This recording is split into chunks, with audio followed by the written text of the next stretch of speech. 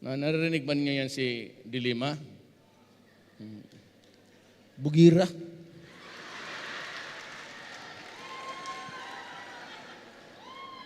Inimbestigahan niya ako, sabi niya, paek-ek yan eh. Mr. Mayor, this body, sir, that you had threatened a certain Mendoza. And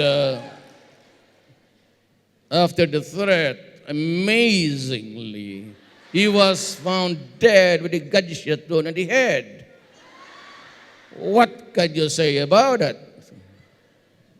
Ay, nako.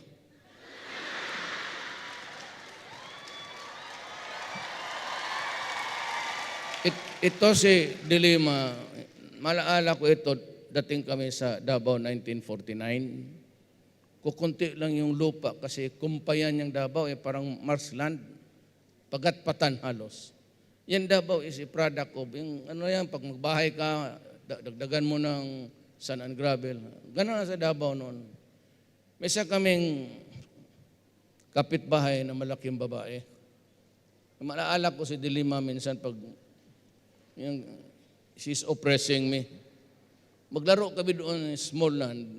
Kasi tubig na eh. Pag magbaba yung anak ng nurse, si Suset, laking babae. Pinag-uupakan, pinagsuntok, pinapaalis kami kasi mag-skipping rope sila. Doon kami sa tabi, tubig na. Tapos minsan, lumaban talaga ako, sinipa niya ako dito sa, sakit.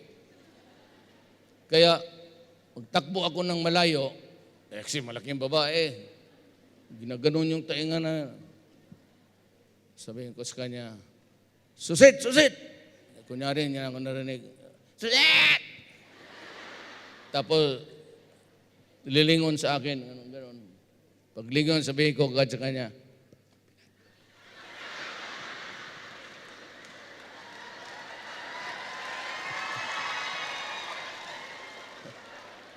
kalagot.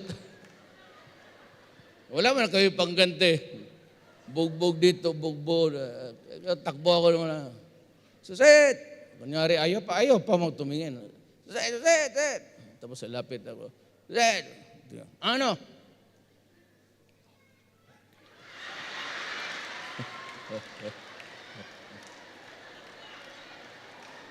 Kayo na ho mag-interpret ng ano sinasabi ko. Bahala na kayo.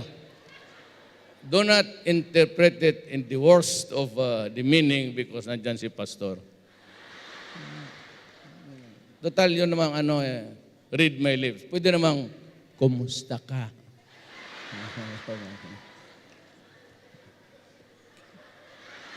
Di lang magtagal kasi I'm only given so much time to be with you. I'd like to greet everybody. I hope everything's fine back home. And kung may problema kayo na, kasi karamihan dyan yung sa mga pulis, yung mga motor, ini-embargo, ganon. That's the usual problem. But anyway, whatever it is, just connect with the pastor. And if I can help, pag ako, ayaw ko talaga ng opresyon.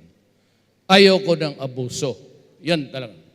I do not condone oppression, abuso.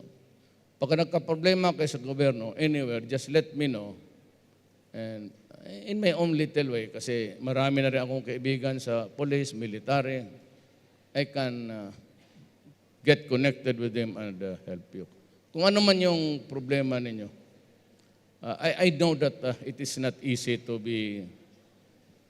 uproot from your family to work here. Alam ko you're suffering. There's always that unbearable loneliness na, at saka you are always thinking of your daughter and son na pinapaaral mo. Pero sa Davao pa lang rin ngayon, I can assure you that your children are safe and sound. Basta mahuli ko ang patay talaga yan. Yan that I can assure you. So, hindi na ako magtatagal. Marami pang magsasalita. Nice to be here and pakimusta na lang rin sa mga relatives nyo sa Pilipinas. Salamat, Mayor.